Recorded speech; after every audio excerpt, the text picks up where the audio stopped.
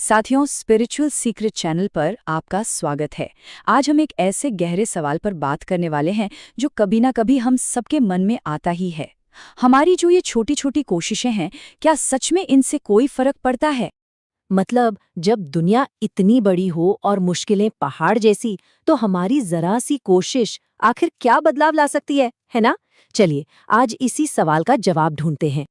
और इस जवाब को ढूंढने के लिए पता है हम कहाँ चलेंगे? हम चलेंगे हजारों साल पीछे, रामायण के एक बहुत ही प्रेरणादायक प्रसंग में। आइए देखते हैं कि यह प्राचीन कथा आज हमें क्या सिखाती है।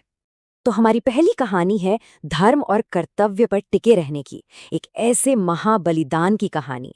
ये कहानी है वीर पक्षीराज जटायु की।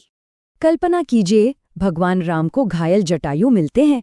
वो उन्हें प्यार से अपनी गोद में उठाते हैं और पूछते हैं, हे तात, तुम तो जानते थे कि रावण कितना ताकतवर है, उसे हराना नामुमकिन है, फिर भी तुम उससे लड़ने क्यों गए? सोचिए जरा, एक ऐसा दुश्मन जिससे जीतना लगभग असंभव था, फिर भी जटायु पीछे नहीं हटे। और जटायु का जो जवाब था, सच कहूं तो वो रोंगटे खड़े कर देता है। उन्होंने कहा, प्रभु मुझे मरने से डर नहीं लगता, डर तो इस बात का था कि कहीं मेरे अंदर अन्याय से लड़ने की हिम्मत ही ना जागे। क्या बात है! मतलब असली डर मौत का नहीं है, असली डर तो गलत होते हुए देखकर चुप रह जाने का है।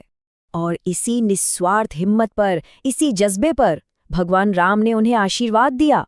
उन्होंने कहा, तुम धन्य हो, तुम्हारे जैसे वीरों से ही तो दुनिया को सही राह मिलेगी। यहाँ सबसे जरूरी बात पता है क्या है? भगवान ने ये नहीं देखा कि जटायु जीते या हारे, उन्होंने उस कोशिश के पीछे की भावना, उस धर्म निष्ठा को सम्मान दिया। चलिए अब एक और कहानी की तरफ बढ़ते हैं। ये कहानी हमें सिखाएगी कि कोई भी मदद, कोई भी सहयोग छोटा या बड़ा नहीं होता। ये कहानी है एक बहुत ही नन्ही सी गिलहरी की।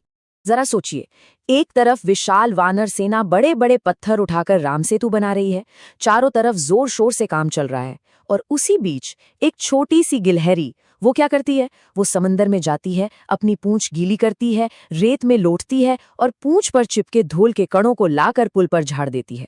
एक नन्हा सा, लगभग न दिखने वाला प्रयास। अब देखिए यहाँ नजरिए का फर्क कितना बड़ा है।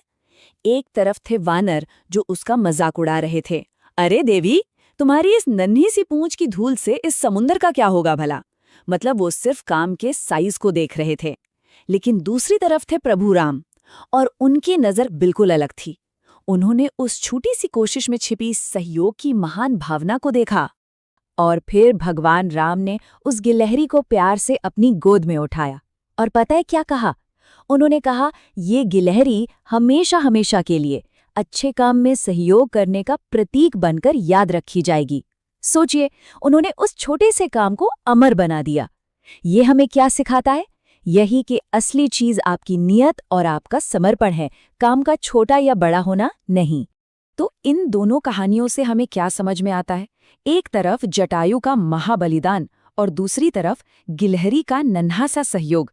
दोनों में एक ही बात कॉमन है, प्रभु के नज़र में आपके समर्पण का क्या मूल्य है।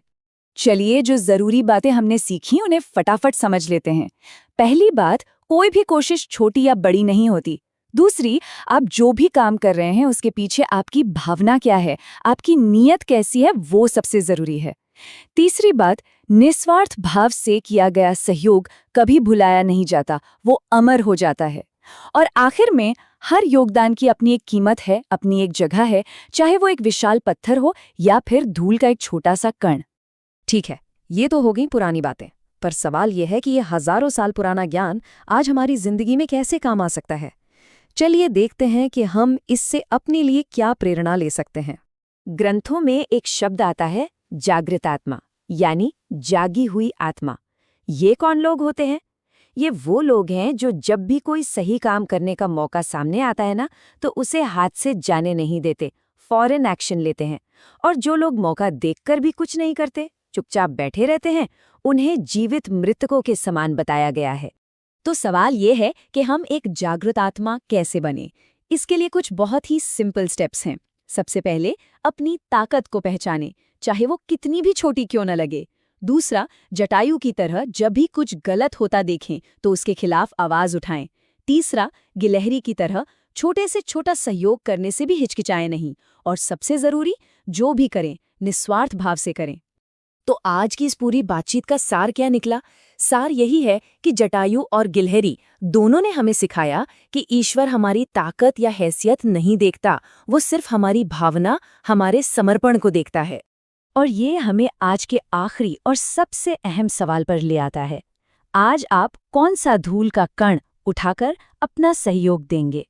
सोचिए, अपनी जिंदगी में, अपने आसपास की दुनिया में वो कौन सा छोटा सा कदम है जो आप अच्छाई के लिए आज उठा सकते हैं। साथियों, इस कहानी के बारे में आपके क्या विचार हैं, हमें कमेंट्स में ज़रूर बताइएगा। इसे लाइक करें और चैनल को सब्सक्राइब करना ना भूलें। देखने के लिए बहुत बहुत धन्यवाद।